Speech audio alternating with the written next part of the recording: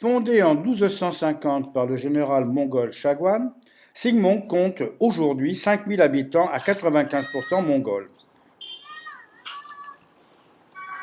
Composé de 3 villages, Singmong constituait une place stratégique commandant entrée et sortie vers les actuels Vietnam et Birmanie. Singmong est devenu la terre d'élection des soldats de l'armée de Kubilai Khan qui y sont demeurés lors de la retraite des troupes mongoles chassées au XIVe siècle par celles de la dynastie des Ming. Que reste-t-il aujourd'hui de l'épopée mongole à Singmong? Cherchons-en des traces tangibles. Il en reste les terres mêmes mises en valeur par le général Shagwan et son fils. Le périmètre du village actuel est hérité de cette période. Il en reste aussi la statue commémorative élevée en l'an 2000 et rappelant la création de Singmong il y a 750 ans.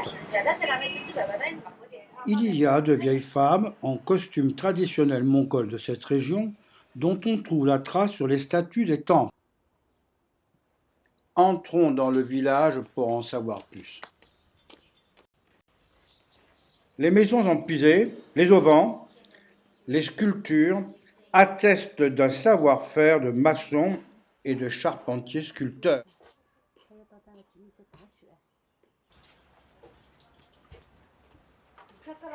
Shinkula, Shinkula, ce vieil homme nous remercie d'être venu si loin pour venir voir les Mongols à Singmong.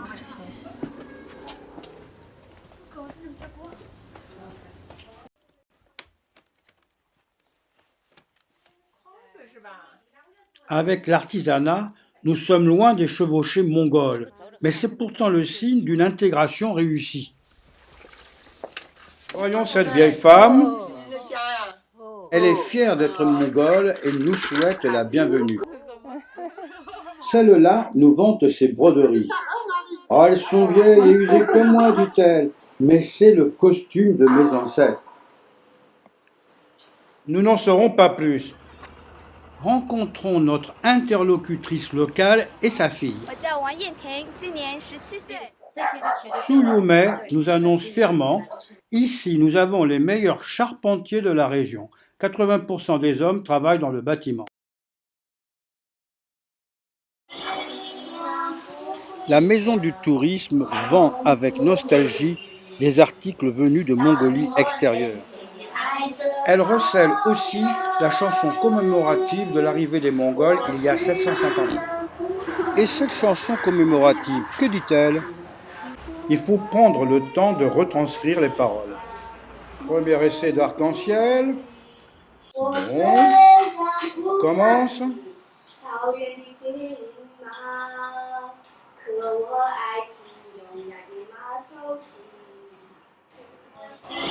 Décidément, c'est mieux à 3.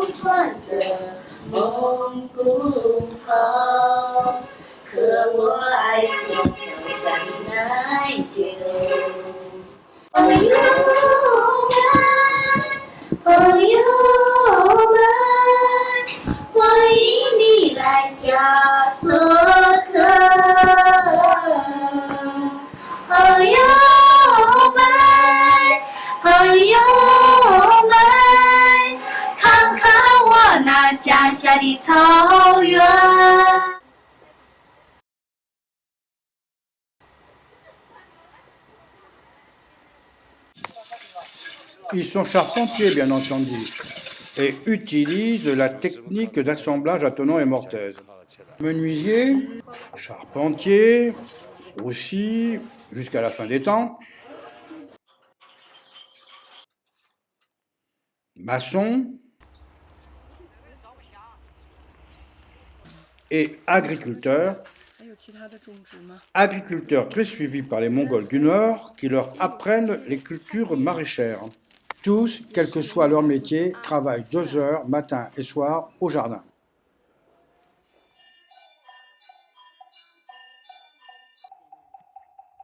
Ici, les thèmes et les rites largement empruntés au taoïsme ne nous éclaireront pas beaucoup.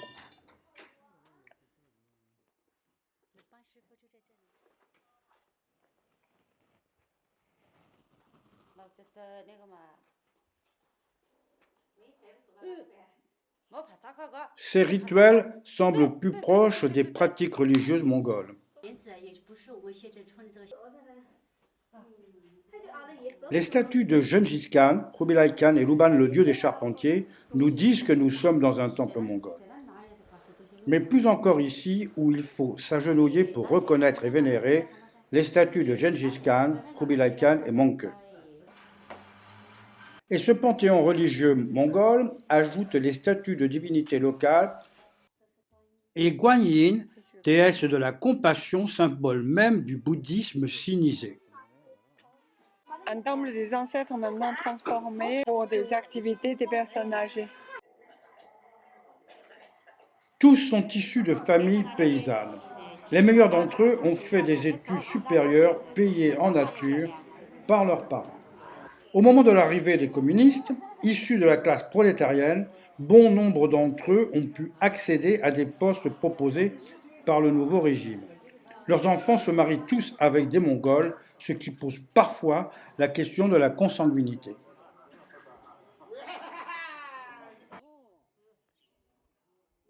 Oui, je suis mongol.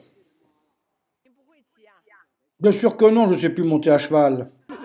Vous savez, je vous dis que je suis mongol, mais après tout, mes ancêtres sont venus avec l'armée de Kubilai Khan et je ne sais pas très bien si je suis mongol. C'est quoi être mongol? Honnête, courageux, travailleur, nous dit-il. Monsieur Su, doué pour les études, a suivi l'école des maîtres. Comme il ne savait pas écrire le mongol, il a été prof de maths avant de devenir directeur de l'école.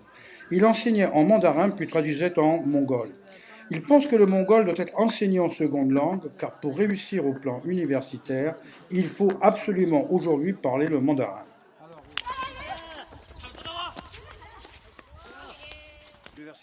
Bon, nous reviendrons le lendemain. Aujourd'hui, il s'occupe du tournoi régional des maîtres.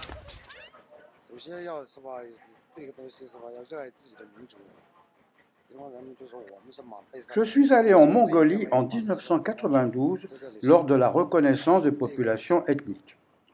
La première année, nous avons appris la langue, la danse et la musique mongole. Mais nous avons dû repartir de zéro. Il y avait un tel écart avec ce que nous parlons ici aujourd'hui et la langue de là-bas qu'il fallait tout réapprendre. Aujourd'hui, nous enseignons le mandarin durant la scolarité obligatoire et le mongol pendant les activités facultatives. Ce qui caractérise encore les Mongols dans leur tradition, c'est la ferveur. Ferveur dans le rituel quand il faut boire l'alcool du lait parfumé de jument. Ou dans l'entreprise titanesque de ce médecin qui crée un dictionnaire du mongol de Simon. C'est aussi la ferveur dans les chants,